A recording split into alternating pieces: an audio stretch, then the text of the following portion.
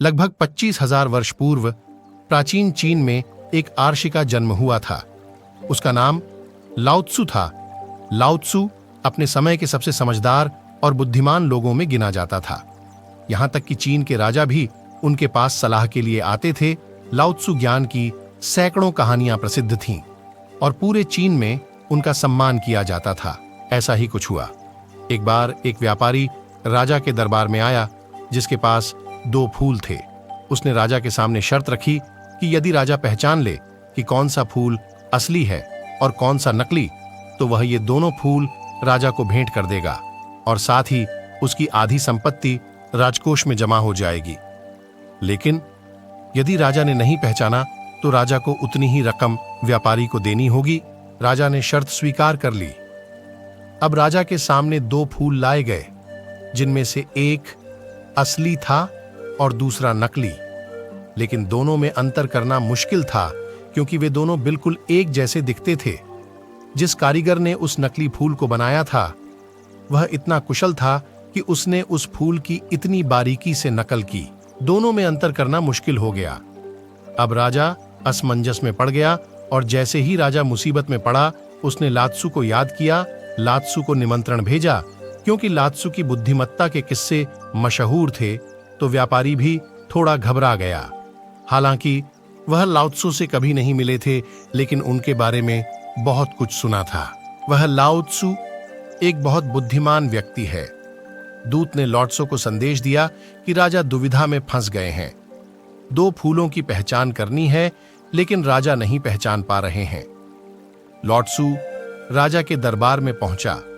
लाओ त्सु ने उन दोनों फूलों को बहुत ध्यान से देखा और फर्क करने की कोशिश की, लेकिन लाओ त्सु भी भ्रमित हो गया। वह थोड़ा परेशान हो गया। वह भी भ्रमित हो गया।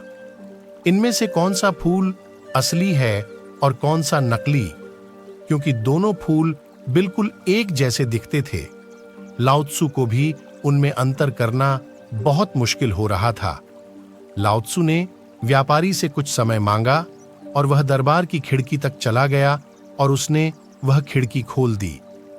थोड़ी देर में एक मधुमक्खी बाहर से उड़ती हुई आई और वह उन 2 फूलों में से एक पर जाकर बैठ गई और यह देखकर लाओ त्सु के चेहरे पर हल्की सी मुस्कान फैल गई। राजा समझ गए कि लाओ त्सु ने इस दुविधा का समाधान ढूंढ लिया है। उसने असली फूल को पहचान लिया है। तब लाओ त्सु ने कहा कि बाईं ओर रखा हुआ फूल असली है और दाईं ओर रखा हुआ फूल नकली है। व्यापारी को बहुत आश्चर्य हुआ क्योंकि वह कभी-कभी यह भी भूल जाता था कि कौन सा फूल असली है और कौन सा नकली है। उसे याद करने में भी कठिनाई हो रही थी। उसने लाओ त्सु से आश्चर्य से पूछा कि तुमने कैसे पहचाना? लाओ त्सु ने कहा कि मनुष्य की आंख को धोखा दिया जा सकता है, लेकिन इस प्रकृति ताऊ को धोखा नहीं दिया जा सकता। लाओ त्सु प्रकृति को ताऊ कहते थे। इन फूलों को देखकर कोई भी व्यक्ति अपनी आंखों से धोखा खा सकता है, लेकिन मधुमक्खी को धोखा नहीं दिया जा सकता। मधुमक्खी हमेशा असली फूल पर आकर बैठती है। तो यह थी लाओ त्सु की बुद्धिमत्ता के बारे में एक छोटी सी कहानी। यह कहानी हमें सिखाती है कि अगर हम ध्यान दें तो कई बड़ी समस्याओं का समाधान हमारे आसपास ही छिपा होता है।